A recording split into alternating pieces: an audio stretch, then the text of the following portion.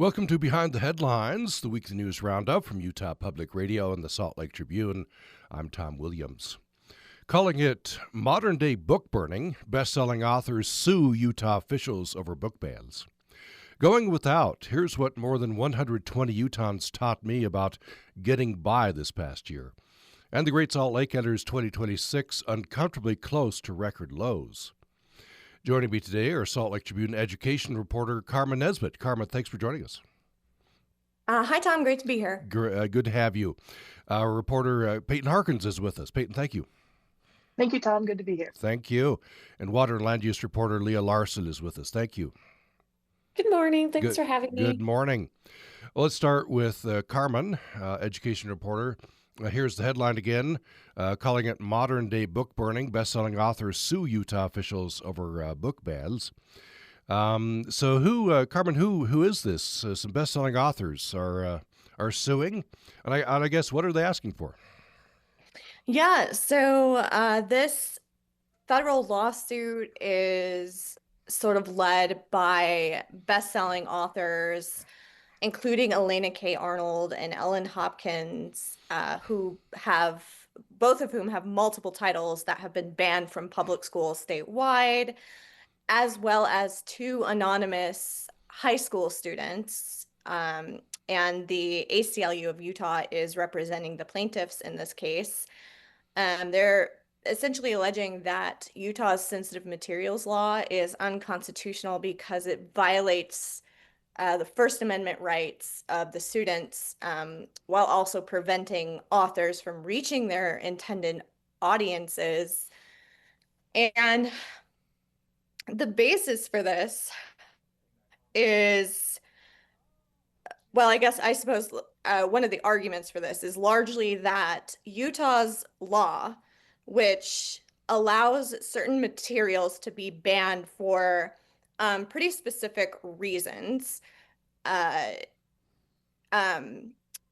pretty much after it's banned for those reasons, it's kind of labeled as pornography. Like legally, the law treats it no differently. And so part of the argument here is that it's harming authors' reputations by putting this false label, according to the lawsuit, on these books. Let's give some examples. For example, Elena K. Arnold, people may be familiar with What Girls Are Made Of and Damsel. And she says, we do not live in a world where no one experiences sexual assault, gaslighting, or abuse. Those are some themes in her books, right? So what did evaluators take issue with in those books? Yeah, so if somebody challenges a book, it goes through a review process on the local level. And what essentially they're looking for is, does it amount to objective, sensitive material? And that can include any depiction or description of intercourse, masturbation, genital touching. Nudity is described or defined as anything less than completely and opaquely covering human genitals. Like I said, there's some specific things that are being looked at. And what our law does is allow sort of any description or depiction of human sexuality to be challenged as objective, sensitive material.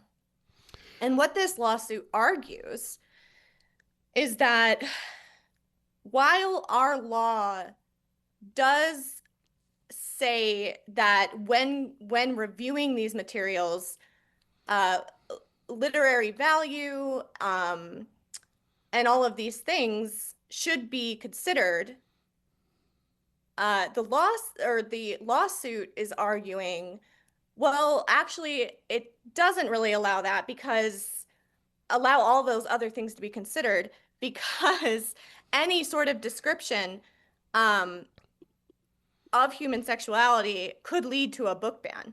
Like, it doesn't matter within context, like literary context or not. No, there are other standards. Other states, other areas use, I guess, some standards that had been used, I guess, in Utah before, American Library Association has some standards, and then there's something called the Miller for Minors standard. Tell me about this. Yeah, that's what I guess I'm trying to get at is what this lawsuit is claiming. So the standard is essentially the Supreme Court's way of defining obscene material, defining what is actually pornographic, which is not protected under free speech laws. So what is considered is literary merit, educational value, and age appropriateness. And so all things considered, all of that considered, if those things exist under those, I guess, three sort of standards, then it is not pornography. And so that's kind of the lawsuit does reference that, and it does say that we are banning materials without considering those things. So I guess age appropriateness, right? Context. The plaintiffs who are bringing this are saying we're missing this with Utah's law. Yeah, I mean, one argument they make is that the books getting banned, they're award-winning works, and while not all the topic, like The Bluest Eye, for example, like these are Nobel Prize winning works, and they have been recognized widely. And have received like Presidential Medal of Freedom honors. And the lawsuit argues that how could they be labeled as pornography when we have pretty much all of this, I don't know, these awards and this proof pointing to that these are great literary works. Now, this is school libraries only, right? So presumably a student could go to their public library and get one of these books. They could, yeah. And it isn't just school libraries, it's school grounds, essentially. So, I mean, school provided materials. So a teacher essentially couldn't bring those in or have a classroom library with the books, with the banned books. So yeah, there's an argument out there that, yeah, they can go to public libraries. They can buy books off Amazon if they want to. However, this lawsuit argues that a school library is sort of this place for students. It's a primary place of information and knowledge and curiosity. And so by taking that, like removing that option from students is detrimental. Now, I'm not sure if this was part of the discussion at the legislature, but I could imagine an argument for proponents of Utah's current law saying that, Utah might have different collective standards than, say, Louisiana or somewhere else. So we're just protecting our standards. Sure. And what the lawsuit says is there has always been avenues for parents to prevent their children from reading something. If they do not want their child to read a certain book, there has always been a way for them to contact the school and to, prevent their kid from reading something they don't want them to read.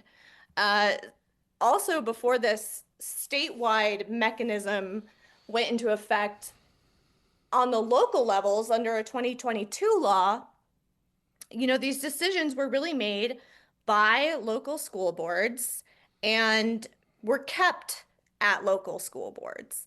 Those decisions did not trigger statewide removal, or just because, the Davis School District decides to ban something doesn't mean that Canyons has to. But now under the statewide law, that can happen. Now, there's these best-selling authors. Also, a couple of students, I understand, are part of this lawsuit. What are they saying? Yeah, they are saying essentially that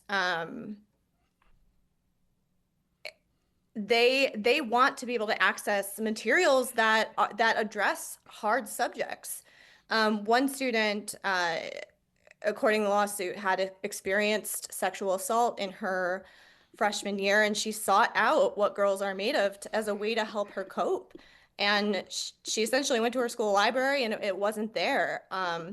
And that sort of thing can really impact students. What are any Utah officials responding? School board officials? Anybody on the other side responding to this? I haven't heard or seen anything, Tom. Mm-hmm. Let me just mention briefly here. You have another story. Utah bans 3 more books from public schools. One of those is the source for the blockbuster movie Wicked. What are the other books? Yeah, so just a day before this lawsuit hit, actually, 3 more books were removed. You mentioned Wicked, 19 Minutes by Jodi Picoult, and The Perks of Being a Wallflower, a Wallflower, by Stephen Chbosky, and that was the kind of the source of a pretty popular movie as well, starring Harry Potter's Emma Watson. So that took the number of banned books from 19 to 22. And yeah, it was just three at once. I've been covering every time a book gets removed statewide, I do a story on it. It was the first time, except for when the law went into effect, that multiple books had been banned pretty much the same day. I think it was just due to the holiday break. So the 19 Minutes is an interesting case. Picoult says that it depicts a school shooting, I guess a perpetrator who had been relentlessly bullied. And Picoult, you say, shared that she's been approached by people who say it was useful for them, young people. Yeah, on Instagram, she said, the book didn't harm them. It gave them tools to deal with their feelings and their thoughts. And she's been pretty vocal, I guess, about book bans across the country. And she said it's upsetting to her, and this is in one of the quotes she provided in an interview with a New Hampshire magazine. She said that a lot of the times her book gets banned because the word erection appears on page 313. Do we know if that's the specific reason that was banned here in Utah? Do we have any reasoning? So yeah, that reason is that 3 school districts decided that the material amounted to objective sensitive material. So it doesn't exactly state why, like what the reasoning was in terms of what passages they found that met that criteria. But yeah, essentially that's why. I haven't read the book myself, so yeah. Well, I'm sure this debate will go on. The lawsuit will be going on. You'll be reporting on it. Thank you for telling us about this. One more thing. We have a couple of minutes here. Here's the headline: Urgent need. Nearly half of Utah's kindergarten through 3rd grade kids can't read at grade level. It's a new report out. Now, there's some variability here, right? It depends on where you are. You might be at grade level overall, or you might be behind. I guess, is this rich areas, poor areas? Does that have an effect? So yeah, this study did look into that. They found that high poverty schools tended to correlate with low proficiency rates, but that wasn't always the case. I mean, essentially, all students can learn to read. It's a matter of resources and how even high poverty schools are applying those resources. So 3rd grade is key here. Why is 3rd grade so key? Yeah, so after 3rd grade, you go from learning how to read to reading to learn. So you're expected to absorb information through reading. And if you can't, or if you're, not where you need to be, you can fall behind. And there's studies that show those skills, especially at that age level or lack thereof, have implications to your future, success even as an adult. I was fascinated. You have a section in here. Utah's looking at Mississippi. They went from like 49th place to 9th place for fourth grade reading over the course of about a decade. What, in brief, what did they do? They did a lot of things, some of which we have implemented here.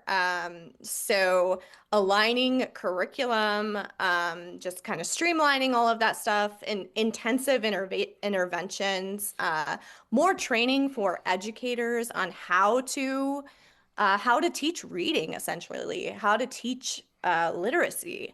And another one of those things is a retention policy. And so in Mississippi, if at the end of third grade you're not reading on grade level, you get held back. You do not advance to fourth grade. And while I haven't seen any bills or proposals about a third grade retention policy in Utah, the governor has flirted with the idea and several news conferences and his literacy summit recently. So we might see it here. Oh yeah. Well, we'll stay tuned. We've been talking with Salt Lake Tribune education reporter Carmen Nesbitt. Carmen, thank you so much. Of course. We're going to head toward a break. When we come back, we'll be talking with reporter Paighten Harkins. Here's the story, Going Without. Here's what more than 120 Utahns taught Paighten about getting by this year. We'll talk about that on Behind the Headlines, the weekly news roundup from Utah Public Radio and the Salt Lake Tribune following this break.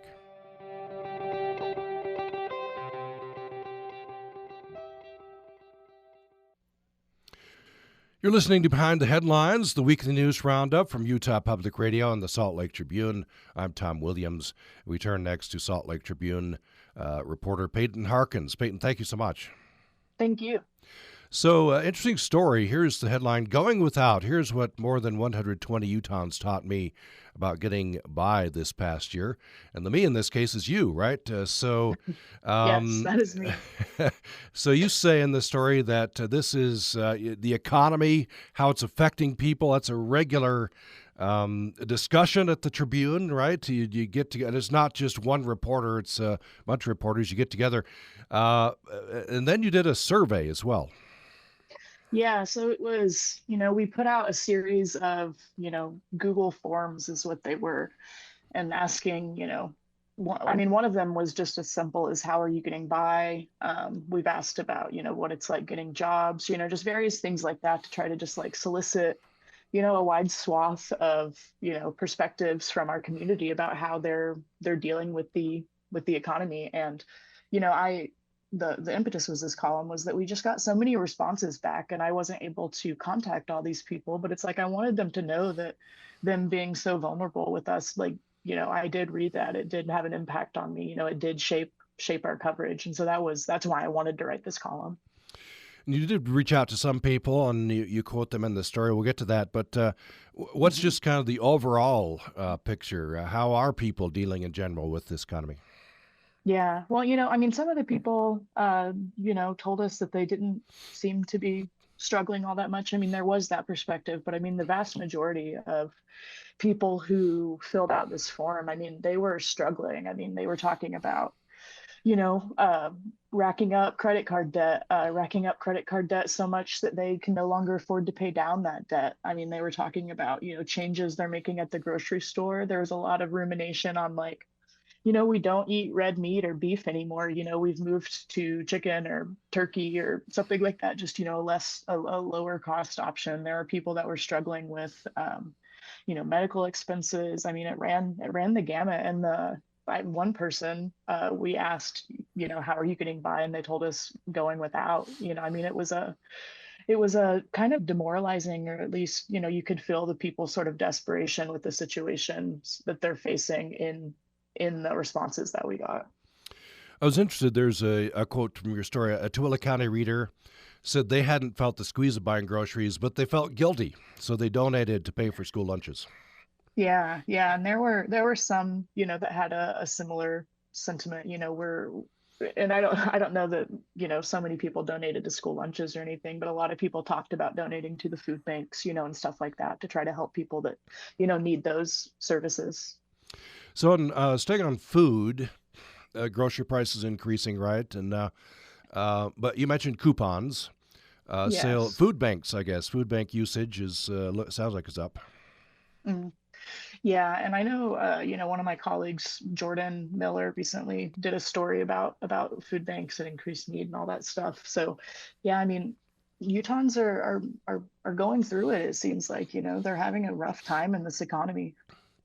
One, going to the headline, I'll just quote this. When asked what you're doing differently to make ends meet, one reader simply told us, going without. You got to drop something. Yeah, yeah, no, and it's, some of those people contemplated, we have our kids in this sort of extracurricular activity, we're trying to rearrange our budget so that they can stay in this, activity, but it's like, eventually that's going to probably be one of the things that families have to stop doing, ballet or I don't know, karate, stuff like that. Mm-hmm. Like, they've tried to hold on as long as they can, but that sort of stuff is gonna be on the chopping block if things don't improve for a lot of people. And then you kind of dropped the curtain on your life a little bit. I remember I think if I'm quoting you correctly, you said you have to be more strategic about how you eat, how you prepare your meals. Yeah, no, definitely. It's like, it's been a learning process my entire adult life to figure out how to, grocery shop and feed myself and all that stuff, but it's gotten harder. And I've been more reliant on sales and coupons than I've ever been in my, entire life. Like as a single person, it's like my groceries haven't cost so much in the past, but now it's like I find myself, I do a lot of my shopping on the, online, and so I can see all the prices there, and I will drop stuff. I'm like, yeah, I'm not going to pay $7 to $10 for, whatever this is. I think I threw out a frozen pizza the other day because I was like, I could make something way cheaper for $10 than this frozen pizza. It's just different than it has been for me. One person I said, I think that less meat and you go from red meat to chicken and more stir fry, that kind of thing, Yeah. more strategy. Yeah, and like for me, I've been using my freezer way more. Uh, I, that might seem like a really basic thing to do, but it was like our family didn't do stuff like that. It's like we didn't make stock or we didn't make meals and then put it in the freezer and we reheat them later. It's like we always just tried to eat through them, and that's what I've been trying to do. And now it's like, wow, the freezer is a really good tool to help save money. It's like the chicken or whatever that I bought and made food from or whatever, I can, put its bones in there or whatever, and then make stock from it later. And that's like $3 to $5 I didn't have to spend on stock. You talked to a lady called Renee Christensen. She had opened their home to renters. Now her son and family had to move in, and that's not atypical. No, yeah, I did a story with another one of my colleagues, Megan Banta, that was the sources we got from that story came from these call outs that I'm writing about in this column. And, Renee had reached out to us and told us that, previously, her family, she said, I think the quote was, had weathered the storm by taking in renters and stuff like that. But then this year, it's like the storm impacted her, grown children as well. And so they had to move back into her house. And this was just a few months after she had retired. She'd been a school bus driver for a long time. And so, not only did she have to, take her son and his family in to help them make ends meet, but she had to go back to work. Sure, her retirement got cut short. And now she's driving a bus again. So you mentioned that this story and the research with Megan Banta. I'll quote this part from your story. Research shows young adults are now more likely to have completed their education and landed a full-time job than they are to have lived away from their parents. That's pretty striking. It was striking to me. I almost couldn't believe it. I had to go and look at that study myself just to make sure that we didn't get some words wrong there. But yeah, that's what that study said. Now, Governor Cox famously mentioned, hey, he was an empty nester, not anymore. Yeah, he has his kids are coming back and living, at home with him too. It's just, and that I think that shows the breadth of the issue or the breadth of the challenges that Utahns are facing. The fact that no one is immune, including the governor and his children. You talked about this as well. I guess you were living alone. Now you have a roommate. No, I have not been able to live Oh, alone you my whole haven't time been in able to. my whole Okay, time in Utah. I see. Yeah, I mean, it's one of those things where I probably could stretch to afford it, but it's just like I would love to put my money toward anything else, such as groceries or I don't know, I want to go see a movie or something like that. And if I lived alone, I'd have to start thinking about those things way more. So it's like I'm 33 and I have made the choice for the last, I don't know, 5 years to be living with a roommate who I love, by the way. It's not a bad thing, but it's just not the life I really envisioned for myself. And I assume a lot of other people my age and perhaps older and younger are feeling similarly. Now, you bring in health insurance, how medical emergencies can really knock a family off equilibrium. A man called Brian Harris, so his wife had a recent medical problem, and that's really put them a strain on their family.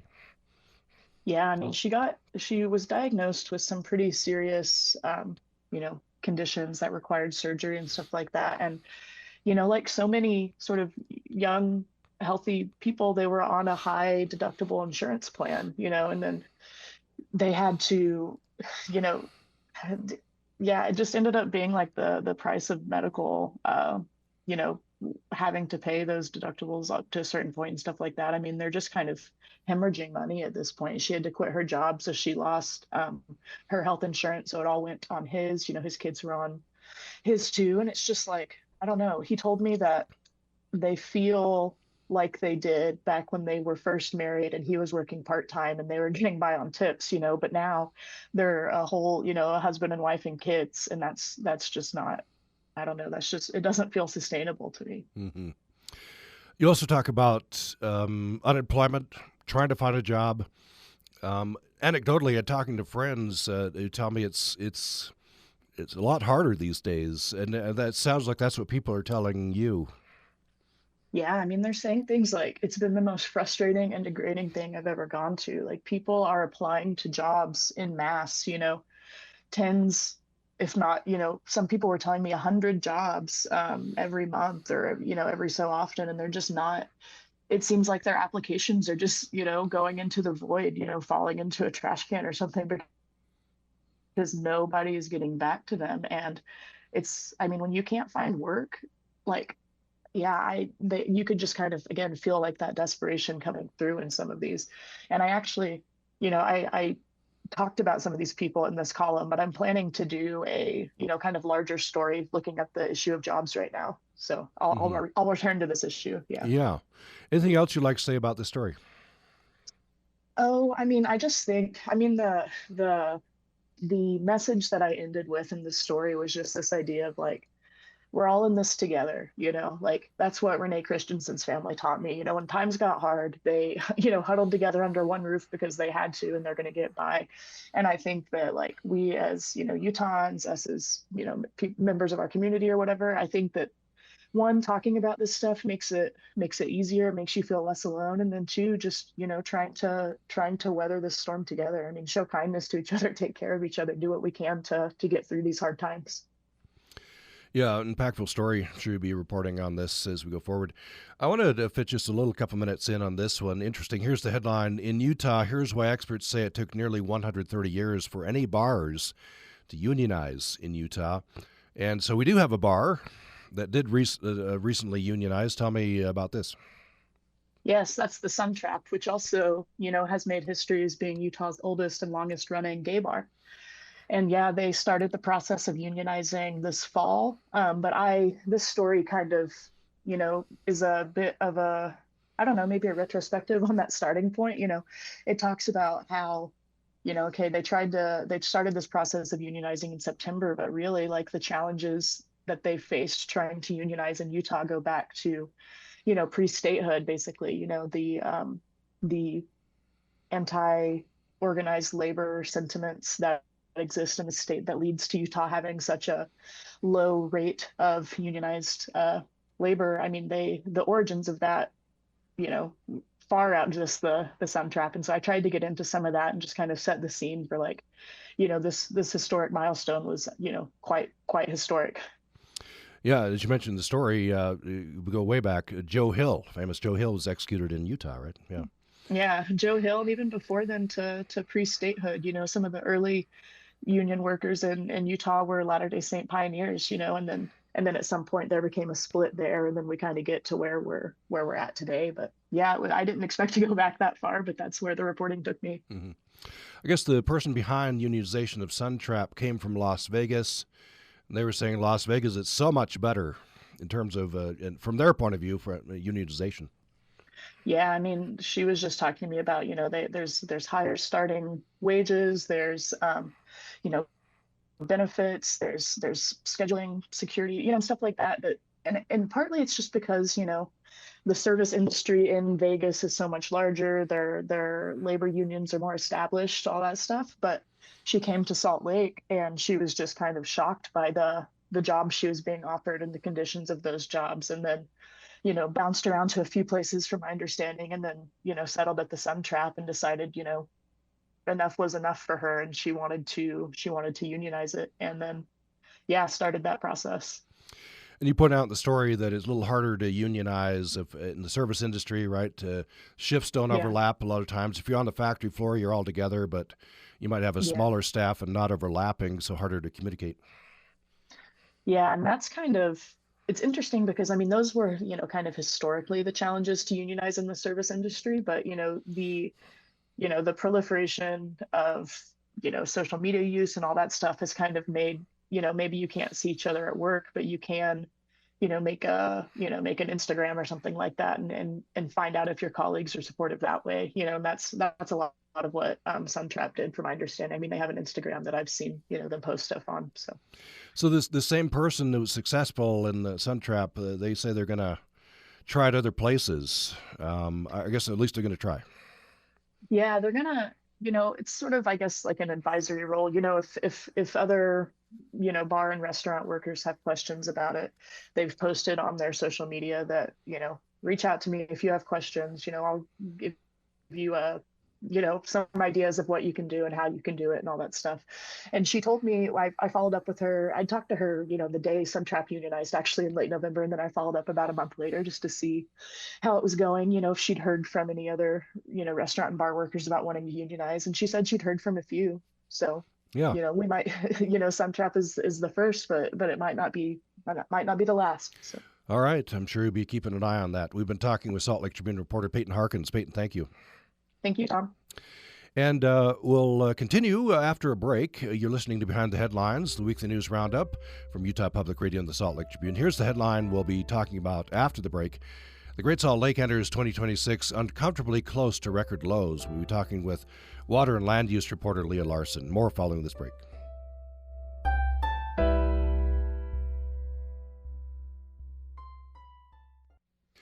You're listening to Behind the Headlines, the weekly news roundup from Utah Public Radio and the Salt Lake Tribune. I'm Tom Williams. We turn next to Salt Lake Tribune water and land use reporter Leia Larsen. Leia, thank you for joining us. You bet. It's nice to be here. Good to be here. I want to talk about the Great Salt Lake. Here's the headline. The Great Salt Lake enters 2026 uncomfortably close to record lows. First line of your story, Great Salt Lake rang in 2026 in pretty rough shape. So how rough? Well, I was just looking at the elevation data this morning. It's at 4,191.7 feet above sea level. And to put that into context, the record low elevation that we hit at the end of 2022 was 4,188.5 feet. So we're just barely 3 feet hovering above that. And the Great Salt Lake typically loses about 3 feet a year to evaporation. So if we don't get that lake refilling pronto, we could very well see ourselves at another record low in the very near future. Now, it's been a rainy fall and winter so far. I guess that doesn't help as much as snow. No, I mean, yes, it has been very rainy. I wish it would freeze and turn to snow. Yeah, I mean, just looking at, again, the latest data on the Great Salt Lake, like I said, it's 4,191.6 feet above sea level. And just a month ago, it was 4,191.3 feet above sea level. So even with all that rain we've seen the last few weeks, it is a fraction of a foot that raised the lake. What it really needs is that snowpack accumulating in the mountains, then melting off into the surge in the spring that makes its way to its tributary rivers, and then it helps the lake rise. We can watch that cycle year by year. It swells in the spring and early summer, and then as evaporation kicks off, it will drop and drop and drop until things cool off around late fall, winter, and then the cycle repeats. So it's kind of it's like lungs breathing in and out if you look at the elevation every year. Now, I'm looking at the map here in your story of the snowpack. Looks like where I'm talking to you from in extreme northern Utah, we're doing great. Not so great in many other areas. Well, and I wouldn't say northern Utah's doing great. It's doing about average. Okay, right? 104% of average. That's true, yes. Yeah, it's about normal. Average. We're doing average, yes. Which is great. Yes. I mean, I don't want to be dismissive about that, but we definitely need to be above average to get the lake to start its an upward trajectory instead of this long-term, decades long-term trend of decline, decline, decline. So while average is good, we need many years of above average to even start making a blip of a difference.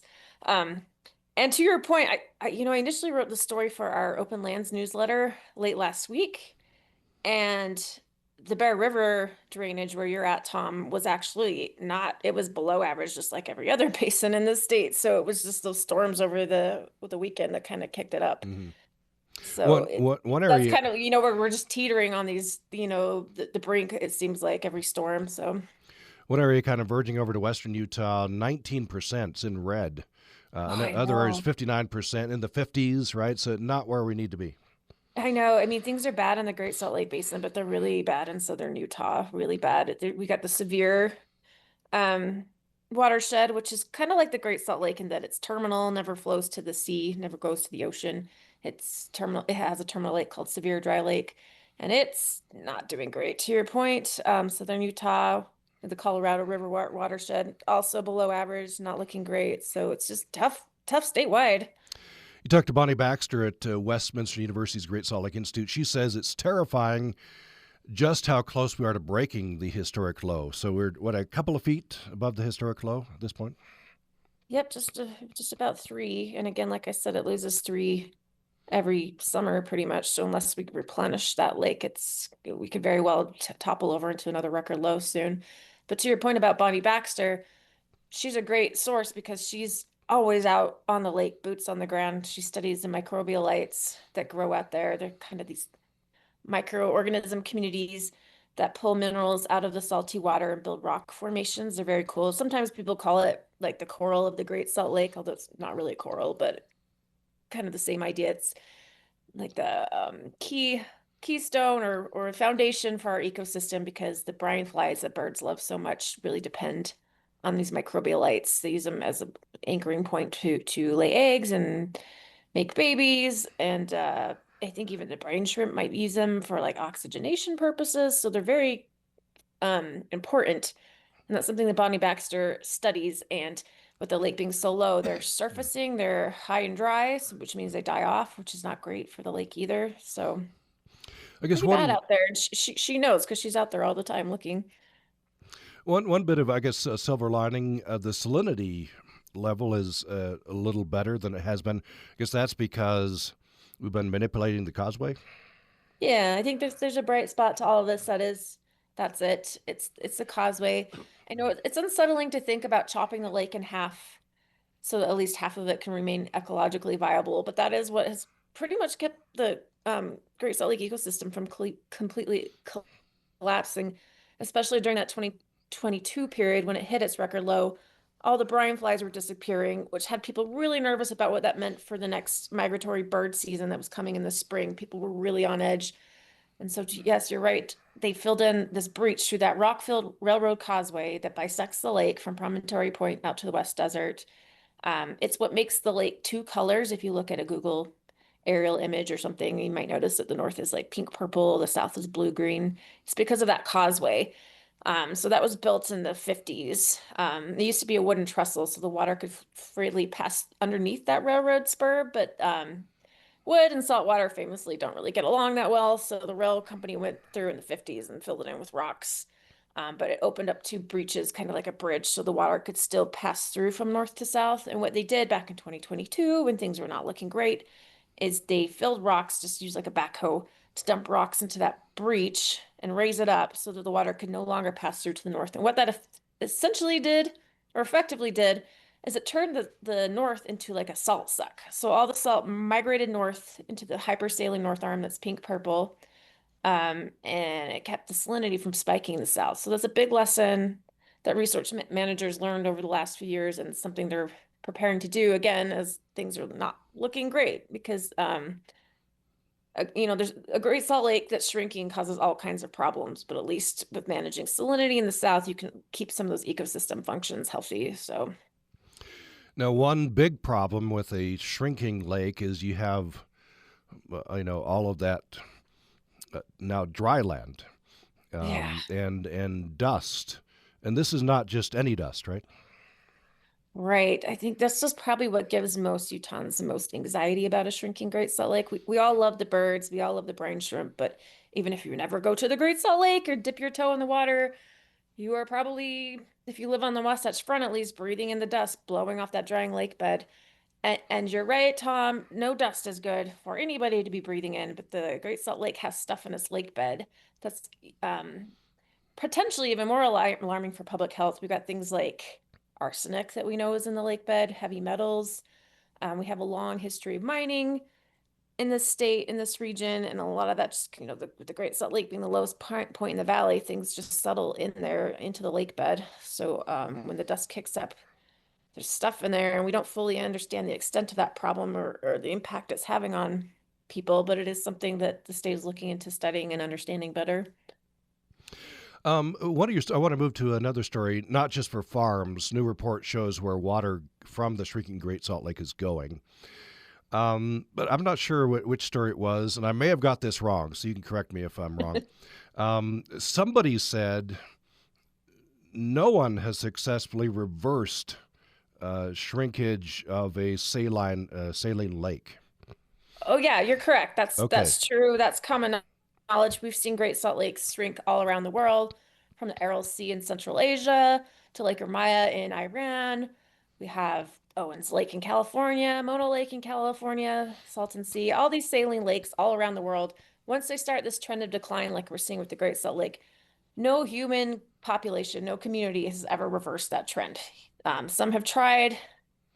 I think Mono Lake is a really great example in California, but they just have never got there. They haven't reversed the decline. So Utah thinks it can be the first lake or the first community to do that for a salty lake. But I think our challenges are just so much more widespread than a place like Mono Lake. Because if you think about Mono Lake in California, there was only one water user. It was the city of Los Angeles that built this big pipeline up to Mono Lake and essentially stuck a straw into its watershed and started sucking it dry and piping it down south to the city. So at least in that point, that case, you can point to one water user and say, hey, you're responsible for this and you need to cut it out. But here in the Great Salt Lake watershed, everybody is playing a role. So it's just so much more complicated. It's so much bigger. But the state has really said it's dedicated to this. In fact, they want to send the lake on an upward trajectory in time for the Olympics in 2034. So time will tell, I suppose, but Yeah. things aren't looking great so far. Yeah, we've got less than 10 years. So the report you're referring to in this story is the Great Salt Lake Strike Team released its annual report. So just very briefly, we just have a couple minutes on this. I guess good news about farmers, maybe not using as much, but I guess cities are using more than we thought. Yeah, anecdotally, I've been reporting on the Great Salt Lake for years, more than a decade. And just anecdotally, when you go out and talk to farmers, because they're always the ones that people point their fingers to, right? Like, oh, if you stop growing all this alfalfa, then the Great Salt Lake wouldn't shrink. At least that's what you hear from people living in cities. But when you talk to farmers, they're just like looking around. They're like, all the farmland around me is getting gobbled up by subdivisions. I've reduced my water use substantially. I've changed the way I do business. And yet the state keeps saying our water use is held steady over the decades. It just doesn't make sense. So this latest strike team report seems to bear that out. I think in the past they said cities use like 16 or 17% of water in the Great Salt Lake watershed, but now that they've recalculated, things haven't changed. They just recalculated, reassessed the numbers. And it looks like cities are contributing closer to 26% of depletions of water in the watershed. And that takes agriculture, I think, down from they calculated around 75% last year. Now it's down closer to 65%.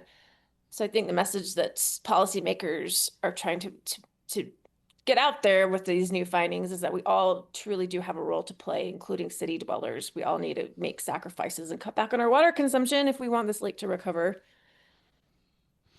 What are officials saying? Are they? I think they're probably trying to project optimism. It's kind of a blow that we had these 2 huge water years, and now we're kind of right back to the problem. Right. I know. I mean, that just shows you the scale of the problem, right? Like we had the biggest snowpack we've ever seen, since the Mormon pioneers showed up and settled the Salt Lake Valley, like the biggest snowpack we've ever seen in 2023. It barely made a blip. Like here we are teetering right back to where we were right before that big snowpack. Like it just shows you the scale and like immensity of this problem here. Yeah, but to your point, state leaders are optimistic. They started this Great Salt Lake Rising initiative, got hundreds of millions of dollars from nonprofits in the private sector. But, money doesn't exactly equal water. Like you have to have water users, water right holders are willing to exchange their water for that money. And so far, while that's been a little bit successful, it has not been nearly enough to move the dial. Well, thank you for telling us about this. I'm sure you'll be keeping an eye on this as we go forward. Yeah, anytime. Yeah. Water and land use reporter Leia Larsen. Well, it's time for our underplayed stories of the week. We'll turn first to Carmen Nesbitt. What's your underplayed story? I would like to highlight my colleague's Courtney Tanner's story on a possible vineyard that is possibly coming to Utah State University. And that's in St. George area, I think? Yeah. Yeah, that's an interesting story. Yeah, I read that one. Thanks for highlighting that one. sltrib.com for that one. Paighten Harkins, what's your underplayed story? Okay, I've been going back and forth on this. I think I'm going to highlight a story by Andy Larsen. He, of course, writes about the Utah Jazz. He wrote a story today about Cody Williams, one of their draft prospects a couple of years ago, who was supposed to be really good. Also the brother of Jalen Williams on the Oklahoma City Thunder, who I adore. And he's just talking about Cody Williams kind of going back to basics, doing high school sort of level drills so that he can find a role for himself as an NBA player. And I thought it was a interesting sort of story of the Utah Jazz trying to rebuild. All right, check that one out at sltrib.com. And Leia Larsen, what's your underplayed story? So mine's probably not that underplayed because it initially ran in the New York Times, but for their travel series, they came out to Park City and did like 36 hours in Park City, which is really cool that, one of our ski towns is getting the national spotlight. But man, what a dismal year to take a ski vacation in Utah. Yeah, so, the snow isn't great. At least I know. Far. Hopefully it gives Park City a little bit of a boost. And they highlighted things beyond skiing, like the Homestead Crater and stuff. But man, like what timing? What timing? Yeah. sltrib.com for that one as well. Well, you've been listening to Behind the Headlines, the weekly news roundup from Utah Public Radio and the Salt Lake Tribune. And we have been joined today by Salt Lake Tribune education reporter Carmen Nesbitt. Carmen, thanks so much. Thanks for having me. Thank you. Reporter Paighten Harkins has been with us. Thanks, Paighten. Thank you, Tom. Thank you. And water and land use reporter Leia Larsen has been with us. Thank you, Leia.